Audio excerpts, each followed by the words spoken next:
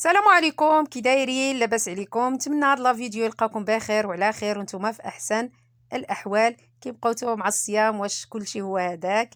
اليوم البنات جبت لكم واحد العصير اللي داير ضجة في مواقع التواصل الاجتماعي، اللي كيجي رائع بواحد المكونات بسيطة وكيعطينا كمية كتيرة. نتمنى تتبعوا معايا لا فيديو حتى الاخير باش تشوفوا الطريقة والمقادير. وكنقول لكم ما تنساوش لا عجبكم لا فيديو ما تنساونيش من لي جيم ولي كومونتير الزوينه ديالكم والبارطاج بين الاهل والاحباب. وبسم الله غادي نبداو لا فيديو ديالنا.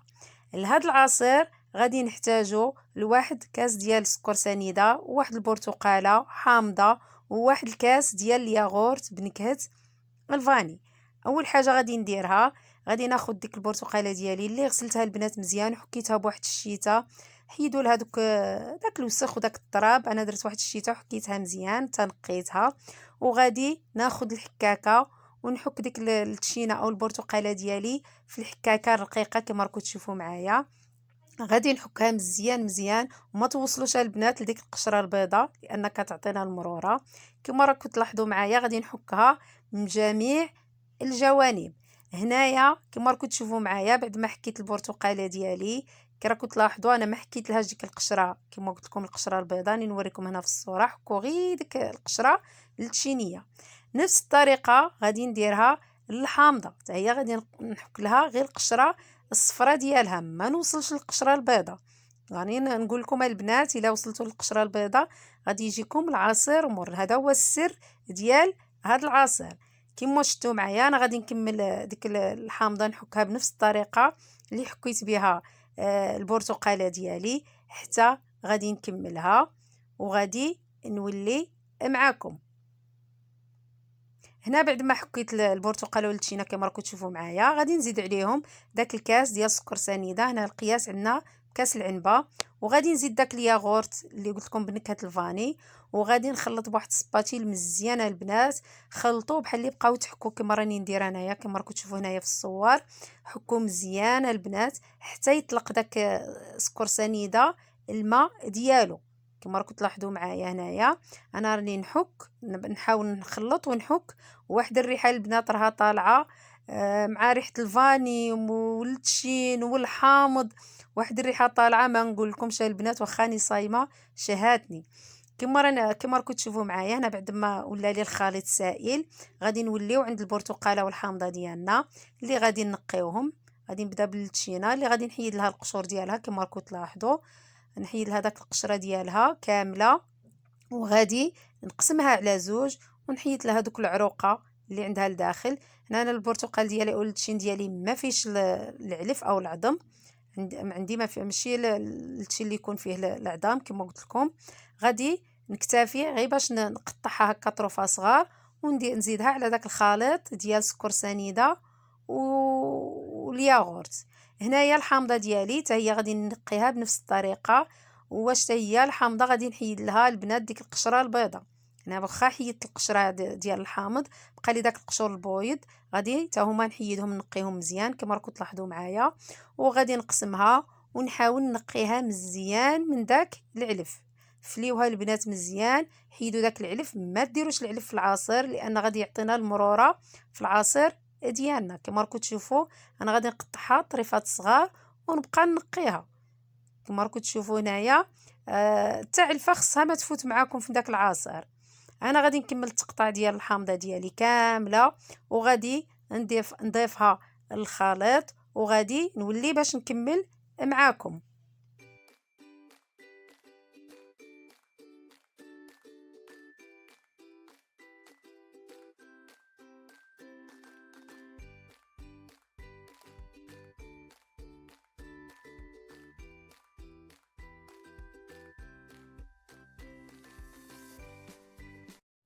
هنا بعد ما كملت الحامضه ديالي زدتها حتى هي على الخليط الاول كما راكم تشوفوا. غادي نخلط مزيان وغادي نزيد عليهم واحد جوج كيسان ديال الماء.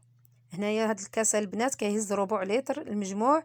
زدت نصف لتر ديال الماء غير العادي مروبيني كما راكم تلاحظوا معايا. انا غادي نزيد دوك جوج كيسان ديال الماء وغادي نطحن العصير ديالي. هنايا طحنوه اما بالبراميكسور او ديروه في الكاس ديال العصاره ولا هاشوار. المهم انا غادي نبقى نطحن حتى نطحنو مزيان. هنايا كما قلت لكم درت غير نصف لتر ديال الماء اللي درتو في الاول.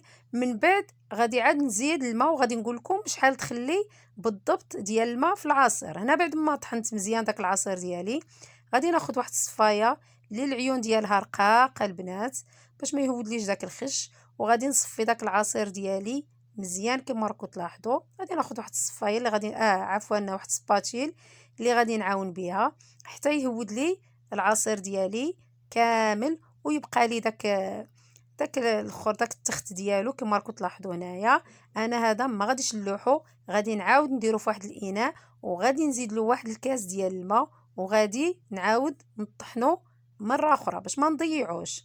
هنايا عاودوا طحنوه وغادي كما قلت لكم زدت له كاس ديال الماء وغادي نعاود نطحنوه ونعاود نصفيه مره اخرى كما راكم تلاحظوا معايا. غادي تاني ناخذ البراميكسور ونطحنو مره اخرى.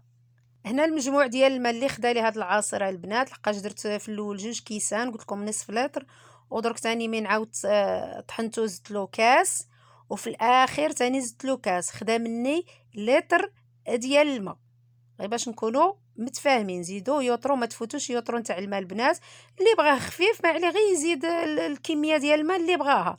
انا كما قلت لكم خدالي لتر، والمجموع اللي عطاني هذا العصير عطاني لتر ونصف ديال العصير. شوفوا الكميه البنات اللي عطاني كما قلت لكم غير تفاحه عفوا برا التفاح غير برتقاله وحامضه وكاس ديال الياغورت عطاتنا يوطرو ونص ديال العصير. وجا منعش البنات وجا رائع. شوفوا الكثافه البنات والقوام جا ما نقول لكمش. لهذا البنات كنقول لكم غير جربوه لانه يستحق التجربه، وانا ما كنجيب لكمش الحوايج اللي ما مجربينش. لهذا كنقول لكم غير زعموا وديروه راه كيجي رائع. وهنايا البنات وصلنا لنهايه الفيديو. كنقول لكم شكرا لكم بزاف على المشاهده، وكنقول لكم مره اخرى ما تنساوش لا عجبكم الفيديو ديروا جيم، وبسلامه عليكم. كنبغيكم بزاف بزاف.